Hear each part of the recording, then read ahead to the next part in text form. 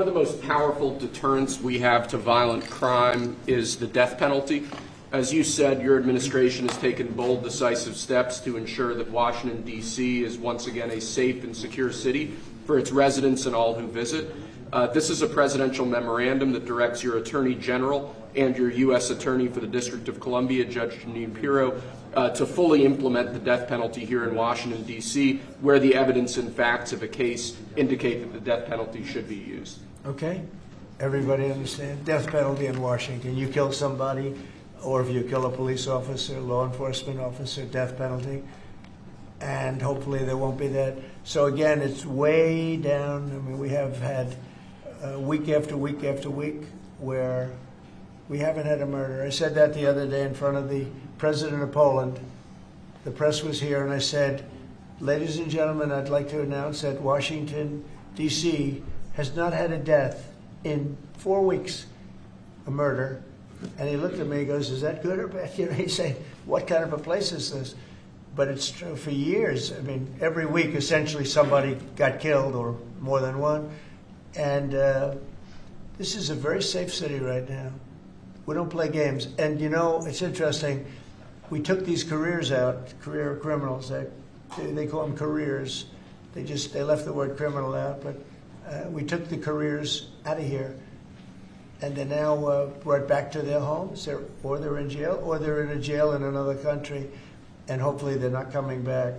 And we have to maintain it. You can't just leave, and we have to maintain it. We've gotten along fairly well with the mayor.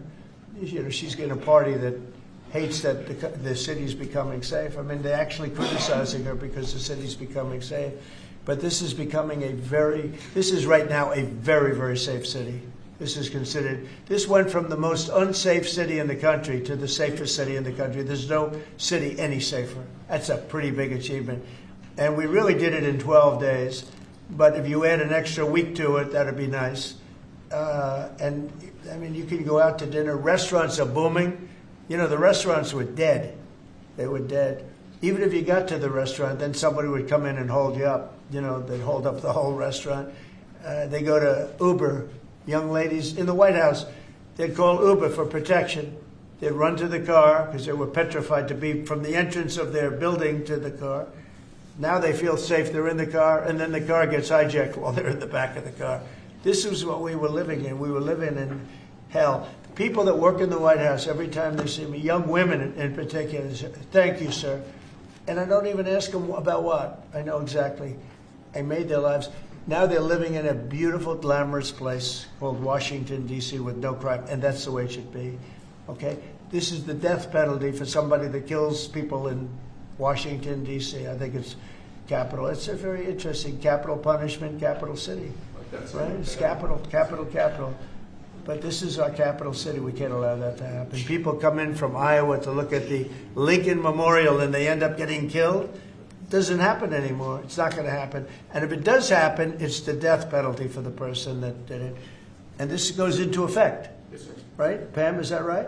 Could you speak a little bit about that? Yes, sir. Not only are we seeking it in Washington, D.C., but all over the country again. And as you saw very recently, we are now moving the inmates who were on death row, who Joe Biden or the auto pen commuted their sentences off of death row. We're moving them to supermax facilities where they will be treated like they're on death row for the rest of their lives, President Trump.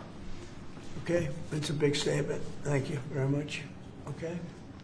I see some of you shaking your heads very positively. Thank you, Brian. Thank you, fellas. You said on the campaign trail that It said it. the death penalty is anybody illegal who killed a U.S. citizen That's or a right. police officer. So this just reinforces your campaign promise. That's right. And most people really like it. And Washington, again, it's going to serve as a beacon because you have to do it.